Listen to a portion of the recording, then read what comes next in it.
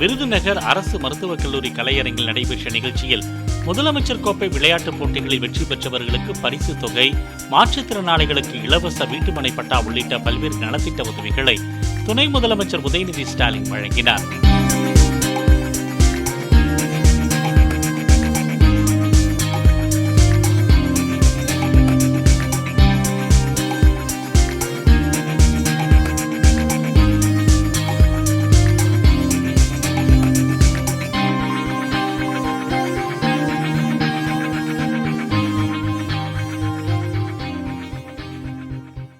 நிகழ்ச்சியில் பேசிய உதயநிதி ஸ்டாலின், அரசு வேலை வாய்ப்பில் விளையாட்டு வீரர்களுக்கு 3% இடஒதுக்கீடு கோரப்பட்டு வரும் நிலையில் முதற்கட்டமாக 100 விளையாட்டு வீரர்களுக்கு அரசு வேலை வழங்க உள்ளதாக தெரிவித்தார்.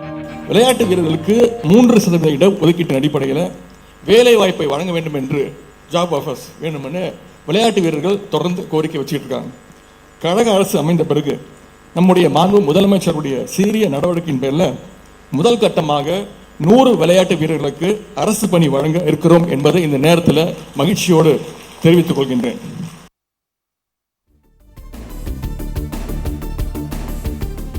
எம்ஜிஆர் காலத்து தொண்டர்கள் எல்லாம் வயது முதிர்வால் உயிரிழந்து வருவதே 10 முதல் 15% அதிமுக வாக்குகள் சரிய காரணம் என்று அதிமுக இணைய அணியின் நிர்வாகிகளிடையே எடப்பாடி பழனிசாமி கூறியதாக தகவல் வெளியாகியுள்ளது. அதிமுகவின் இணைய அணி நிர்வாகிகளை மாவட்ட செயலாளர்கள் சுயமாக செயல்பட அனுமதிக்கவில்லை என்றால் தலைமைக்கு தெரியப்படுத்தலாம் என்றும் எடப்பாடி பழனிசாமி கூறியதாக கூட்டத்தில் பங்கேற்றவர்கள் தெரிவித்தனர். மேலும் தொண்டர் ஒருவர் செல்ஃபி எடுக்கும்போது செல்போன் தவறி எடப்பாடி பழனிசாமி மீது விழுந்து விட்டதாக அதிமுக ஐடி விங் மாநில செயலாளர் ராஜ் சத்தியன் தெரிவித்தார். அந்த மாதிரியான ஒரு விஷயம் குறைந்திருக்கு அப்படின்லாம் சொல்லல. உங்களுக்கு ஜென்ரலா இளைஞர்கள் நம்ம பக்கம் இன்னும் அதிகமா வரதுக்கு நீங்க மிக முக்கிய காரணமா இருக்கு. நம்ம அவங்களுக்கான வாய்ப்பை உருவாக்கி கொடுத்தது அதிமுக ஆட்சி தான். அதை கொண்டு போய் சேருங்க, இளைஞர்கள் நிறைய பேர் வருவாங்கன்ற அறிவுரை சொன்னாங்க. வீடியோ காட்சிகளும் காணொலி காட்சிகளும் அந்த இடத்துல போடுறதுக்கான ஒரு வாய்ப்பாக இன்னைக்கு திறந்து வைக்காங்க. அப்போது ஒரு நம்மளோட தம்பி வந்து பக்கத்தில் ஒரு ஃபோன் எடுத்துகிட்டு இருந்தாப்புல, அந்த ஃபோன் எடுத்துகிட்டு இருக்கப்ப வாழ்க கோஷம் ஒரு உணர்வுபூர்வமாக எல்லாருமே வாழ்க கோஷம் போடுற இடத்துல இளைஞர்களுக்காக நேரடியாக அண்ணன் வந்திருக்காங்கன்றப்பல அவங்க கைப்பட்டு தவறி வந்து விழுந்தது. அதுதான் தவிர ஃபோன் அதுக்கான ஒரு பெரிய விஷயங்கள் அல்ல.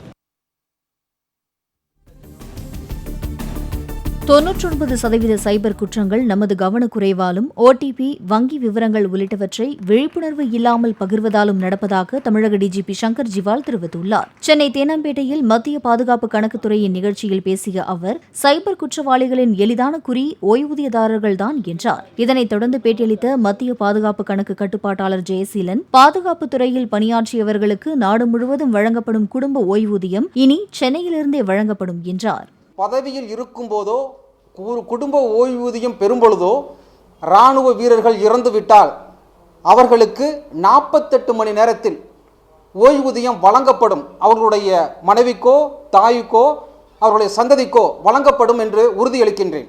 88-07-38-01-65 இந்த மொபைலுக்கு யாராவது இறந்து போயிட்டாங்கன்னா டிஃபென்ஸில் வேலை பார்க்கும்போதும் சரி, சர்வீஸில் இருக்கும்போதும் சரி, அவங்களுடைய டெத்து சர்டிஃபிகேட் மட்டும் வாங்கி இந்த மொபைலுக்கு வாட்ஸ்அப் பண்ணிங்கன்னா போதும்.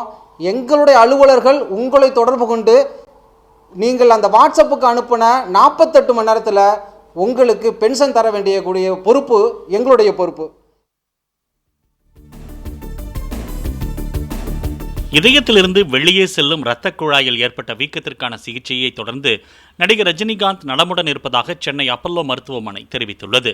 திடீர் உடல்நலக்குறைவால் 1000 விளக்கு அப்பல்லோ மருத்துவமனையில் திங்கட்கிழமையன்று ரஜினிகாந்த் அனுமதிக்கப்பட்டார். இந்நிலையில் மருத்துவமனை வெளியிடப்பட்ட செய்திக்குறிப்பில் இரத்த நாள வீக்கத்திற்காக டிரான்ஸ் கேத்தீட்டர் முறையில் சிகிச்சை அளிக்கப்பட்டதாகவும் ஸ்டென்ட் பொருத்தி திட்டமிட்டபடி சிகிச்சை மேற்கொண்டுள்ளதாகவும் குறிப்பிடப்பட்டுள்ளது. ரஜினியின் உடல்நிலை சீராக உள்ளதாக தெரிவித்த மருத்துவமனை நிர்வாகம் இன்னும் 2 நாட்களில் அவர் வீடு திரும்புவார் என்றும் தெரிவித்துள்ளது.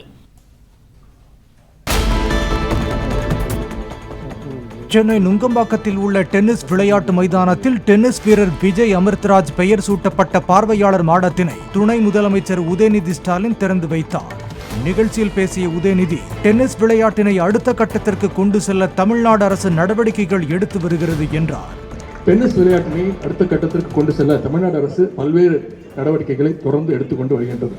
பின்னர் செய்தியாளர்களை சந்தித்த விஜய் அமிர்தராஜ், இனிவரும் காலங்களில் சர்வதேச அளவில் இந்திய வீரர்களின் பங்கு டென்னிஸ் போட்டியில் இருக்கும் என எதிர்பார்ப்பதாக கூறினார். தமிழகத்தில் உள்ள அரசு மருத்துவமனை மருத்துவக் கல்லூரியில் காலியாக உள்ள 14 முதல்வர்களின் பட்டியலானது இடைத்தரகர்களுக்கு இடம் இல்லாமல் விரைவில் வெளியிடப்படும் என்று அமைச்சர் மா சுப்பிரமணியன் தெரிவித்தார். தமிழகத்தில் உள்ள 36 அரசு மருத்துவக் கல்லூரிகளில் முதியோர் பராமரிப்பு உதவியாளருக்கான தற்காலிக பணி நியமன ஆணை 975 பேருக்கு வழங்கப்பட்டது. திருப்பதியில் இருந்து திருமலைக்கு ஆந்திர துணை முதலமைச்சர் பவன் கல்யாண் கட்சி நிர்வாகிகளுடன் நடைபயணத்தை துவங்கினார். லட்டு பிரசாதம் சர்ச்சை ஏற்பட்ட நிலையில் அதற்காக பவன் கல்யாண் 11 நாள் விரதம் மேற்கொண்டிருப்பதாக கூறப்படுகிறது. அந்த விரதத்தை திருமலைக்கு சென்று பூஜை செய்து நிறைவு செய்யும் வகையில் இந்த யாத்திரை மேற்கொண்டிருப்பதாக கட்சி நிர்வாகிகள் தெரிவித்தனர்.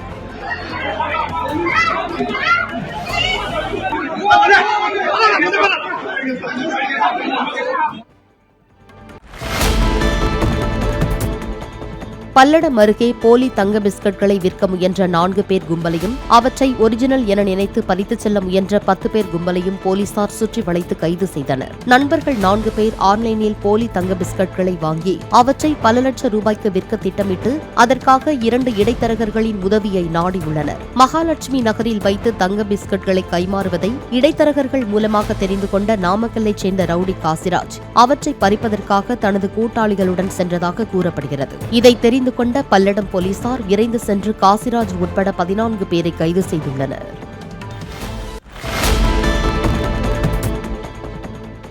திமுக எம்பி கனிமொழிக்கு பிஏவாக உள்ளவரின் தம்பி என்று கூறி மது போதையில் ரகளை செய்த இளைஞர் காவல்துறையுடன் வாக்குவாதத்தில் ஈடுபட்டார். கோவை நூறடி சாலையில் காரில் வந்த 3 பேரை போலீசார் தடுத்து நிறுத்தியதாகவும் செல்போன்களை பறித்ததாகவும் கூறப்படுகிறது. போதை இளைஞர் ஒருவர் போலீசாரிடம் வாக்குவாதம் செய்யும் காட்சிகள் சமூக வலைதளங்களில் பரவி வருகிறது. பேசுங்க.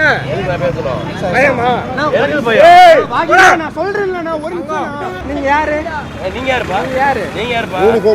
கனிமொழி பிஏவோட தம்பி. பேசுங்க, அவர்கிட்ட பேசுங்க. பேசுங்க. அவரோட பேர் இருக்கு காரு, அவர்கிட்ட பேசுங்க. அவரோட பேர்ல இருக்கு காரு. வர சொல்றேன், அவர் பேசுறோம். யார வேணாலும் வர சொல்லுங்க.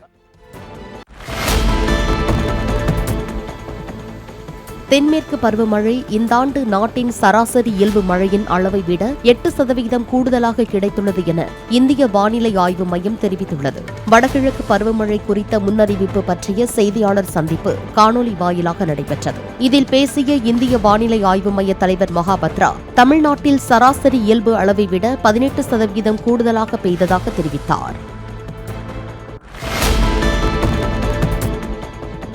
பன்ருட்டி சுற்றுவட்டார பகுதிகளில் இரவில் தனியாக செல்வோரை வழிமறித்து செல்போன் பறிப்பில் ஈடுபட்டதுடன் திருடிய செல்போனில் ரீல்ஸ் வெளியிட்ட 2 இளைஞர்களை போலீசார் கைது செய்தனர். அவர்களிடம் இருந்து மொத்தம் 2 லட்சம் ரூபாய் மதிப்பிலான 10 செல்போன்களை பறிமுதல் செய்ததாக போலீசார் தெரிவித்தனர்.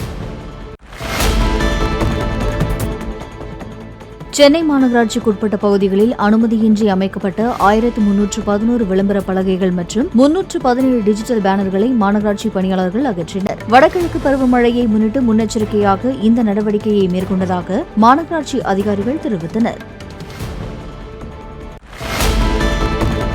கடலூர் புதுச்சேரி சாலையில் வாகன சோதனை மேற்கொண்ட போலீசார் அதிக அளவிலான மது பாட்டில்களை கடத்தி வந்த 12 பேர் மீது வழக்கு பதிந்துள்ளனர். ஆல்பேட்டை சோதனை சாவடி வழியாக வந்த பைக், ஆட்டோ, கார், மினி சரக்கு வாகனம், லாரி, பேருந்து உள்ளிட்ட அனைத்து வாகனங்களிலும் போலீசார் சோதனை நடத்தி பறிமுதல் செய்யப்பட்ட மது பாட்டில்களை அங்கேயே கொட்டி அழித்தனர்.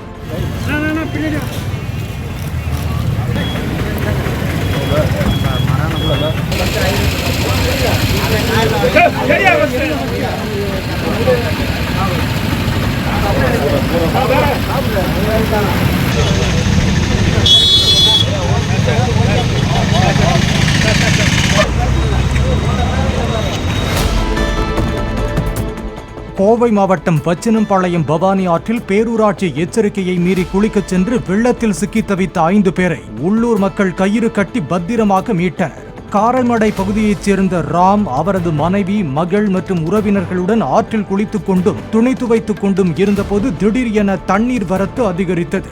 வெள்ளத்திற்கு நடுவே சிக்கிக் கொண்ட அவர்கள் கத்தி கூச்சலிட்ட நிலையில் சத்தம் கேட்டு வந்த மக்கள் அவர்களை காப்பாற்றினர். தஞ்சை கரந்தையைச் சேர்ந்த பிரபல ரவுடி அருக்கி என்கிற அறிவழகனை ஓட ஓட பிரட்டிச் சென்று வெட்டி கொலை செய்த சம்பவம் தொடர்பாக 7 பேரை காவல்துறையினர் கைது செய்துள்ளனர். யார் பெரிய ரவுடி என்பதில் எழுந்த போட்டியால் இந்த கொலை நடந்ததாக போலீசார் தெரிவித்தனர். கைது செய்யப்பட்ட பார்த்திபன், திவாகர், கந்தவேல் உள்ளிட்ட 7 பேரையும் நீதிமன்றத்தில் ஆஜர்படுத்தி சிறையில் அடைத்தனர்.